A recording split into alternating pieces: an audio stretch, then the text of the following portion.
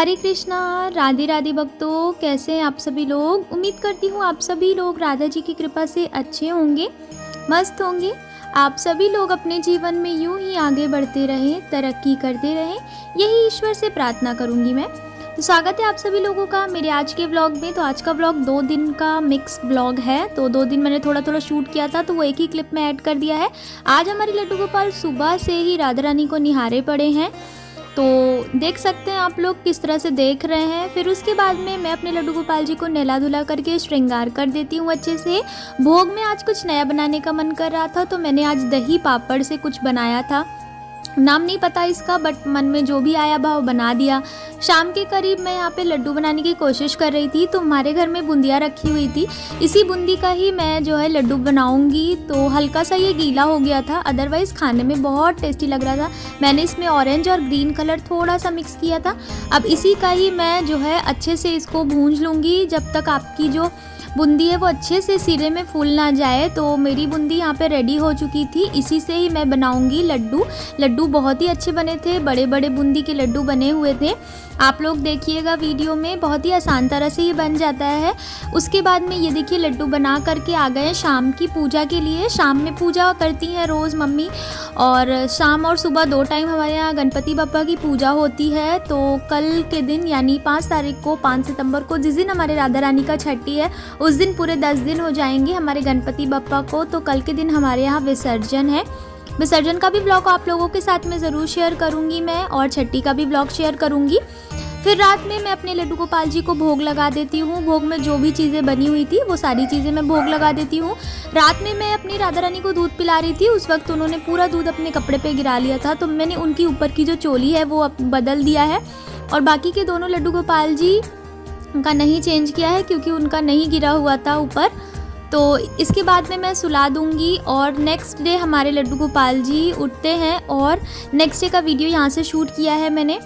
Next day ये मुझे एक डिब्बा मिला हुआ था। मुझे ज्वेलरी बॉक्स काफ़ी टाइम से चाहिए था, तो मुझे ये बॉक्स मिल गया था। मेरी शॉप जो है उसमें टॉफ़ीज़ वगैरह इसमें आई हुई थी, तो ये बॉक्स मुझे काफ़ी अच्छा लगा था। तो मैंने मम्मी से ये बॉक्स ले लिया था, क्योंकि मेरे ज्वेलरीज रखने के लिए बॉक्स नहीं था। और मैंने जो है ऑर्डर भी किया था, तो वो ऑर्डर खुद ब खुद कैंसिल हो गया था। तो मैंने दोबारा से ऑर्डर भी नहीं किया, और मुझे ये डिब्बा दिख गया था, तो मैंने ये डिब्बा ले लिया है। तो आज थी एकादशी, तो परिवर्तनी एकादशी थी, तो इसी वजह से मैं दूध से स्नान करा देती हूँ अपने लड्डू गोपाल जी को।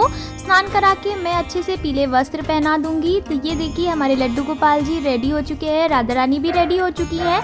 एकादशी था तो पीला ड्रेस पहना दिया है। और जब भी मैं वॉइस ओवर करती हूँ तो हमारे घर में कुछ ना कुछ शोर शराबा होता ही रहता है। तो आज जो हमारे यहाँ डॉगी है वो इतना ज़्यादा शोर कर रहा है, तो फ़िलहाल अब जा कर के शांत हो चुका है। तो मेरे साथ तो अक्सर यही होता है, मुझे छत पर जा कर के जो है वॉइस ओवर करना पड़ता है। कभी कभी तो बहुत ज़्यादा गुस्सा आती है, क्योंकि जब भी मैं वॉइस ओवर करती हूँ ना, तभी इतना ज़्यादा शोर होने लगता है मेरे घर में। तो क्या ही कर सकते हैं। फ़िलहाल आते हैं वीडियो पे। तो वीडियो में देख सकते हैं आप लोग, मैं जो है अपने लड्डू गोपाल जी को दिया जला रही हूँ, और साथ में धूप बत्ती भी जला रही हूँ। अब गणेश चतुर्थी के बाद में अब 7 या 8 तारीख से पितृपक्ष भी स्टार्ट हो जाएगा, तो जिसमें हम लड्डू गोपाल जी को दीपक या धूप बत्ती नहीं जला सकते हैं। नाम जाप कर सकते हैं, क्योंकि ऑब्वियसली नाम जाप आप नहीं छोड़ सकते हैं, नहीं गैप कर सकते हैं। नाम जाप आपको डेली करना होता है। और दीपक वगैरह जो धूप वगैरह है वो नहीं आप जलाना चाहिए मंदिर में, और लड्डू गोपाल जी को भी हमारे यहाँ नहीं जलाया जाएगा। पितरों की पूजा होगी, तो ऐसा बोला भी जाता है कि पितृपक्ष में आपको दिया नहीं जलाना होता है, सिर्फ पितरों को पूजा करनी होती है। सुबह उनको भोग लगाना होता है, जो भी आपके घर में बनता है आपको भोग लगाना होता है। तो अगर पितरों को भी आप भोग लगाए तो बिना लहसुन प्याज के ही भोग लगाया करिए। मैं तो हमारे यहाँ तो जब भी गणपति जी रहते हैं तब हम लोग लहसुन प्याज नहीं खाते हैं, धीरे धीरे छोड़ रहे हैं। अब लड्डू गोपाल जी की, राधा रानी की कृपा हुई तो हम लोग बहुत जल्दी छोड़ देंगे।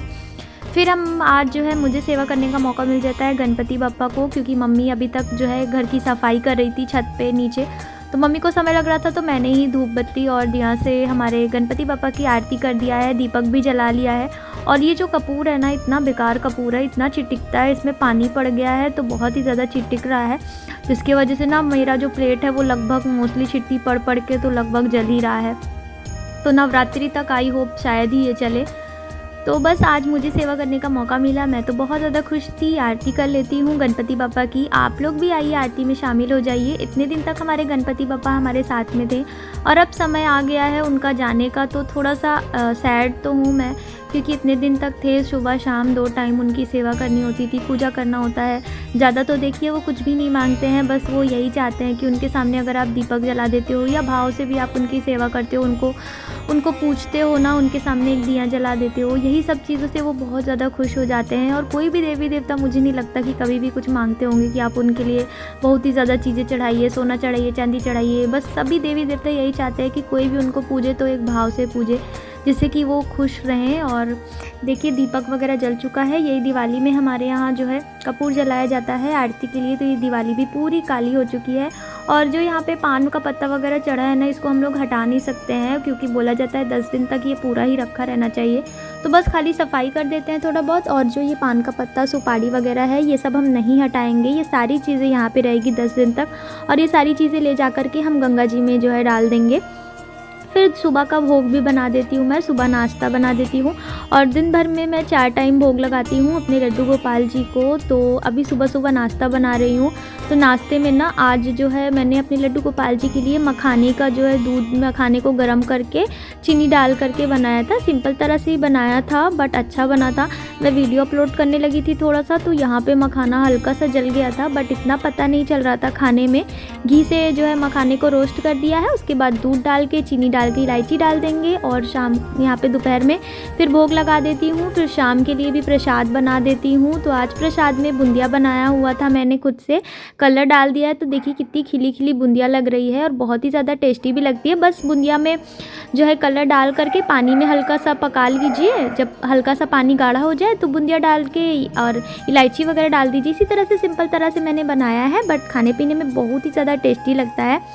तो मुझे तो ये लड्डू का बूंदिया और ये बूंदिया, ये सारी चीज़ें थोड़ी कम ही पसंद है, बट अगर मैं खुद बनाती हूँ ना तो मुझे ये चीज़ बहुत अच्छा लगता है खाने में। खुद की बनाई हुई चीज़ ही अलग होती है। तो लड्डू गोपाल जी को भी हम बूंदिया का भोग लगाएंगे। सबसे पहले गणपति बप्पा को जो है भोग लगा देते हैं, आरती कर देते हैं, और उसके बाद में हम अपने लड्डू गोपाल जी को भी भोग लगा देते हैं। प्रसाद जो भी रहता है लड्डू गोपाल जी को और मंदिर में चढ़ाने के बाद में हम सभी लोग मिल बांट करके खा लेते हैं। फिर रात में आज हमारे यहाँ बना हुआ था दाल की टिक्की। तो दाल की टिक्की बनी हुई थी। कौन कौन, किसको किसको दाल की टिक्की पसंद है कमेंट करके बताना। तो अब समय भी आ गया है आप सभी लोगों से मेरा विदा लेने का। और मेरा वीडियो आप लोगों को कैसा लगता है प्लीज़ आज कमेंट करके ज़रूर बताइएगा। तो प्लीज़ छोटा सा ही कमेंट करिएगा, बट ज़रूर करिएगा। तब तक के लिए आप सभी भक्तों को राधे राधे भक्तों।